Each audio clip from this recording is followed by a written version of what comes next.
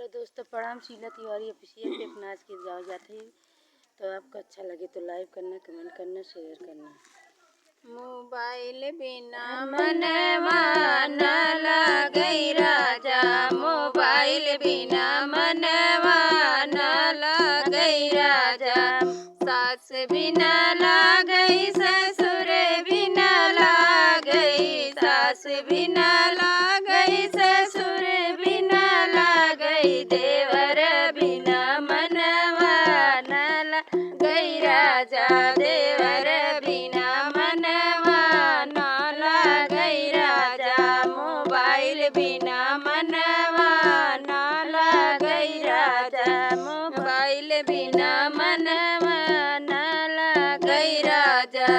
जेठ बिना लागई, जेठान बिना लागई, जेठ बिना गई, जेठान बिना लागई, ननद बिना मनवा न लगई राजा, ननद बिना मनवा न लगई राजा।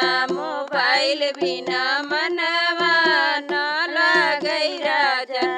गाँव बिना लागई, पड़ोसन बिना लागई, गाँव बिना लागई, पड़ोसन बिना लागई, ओ या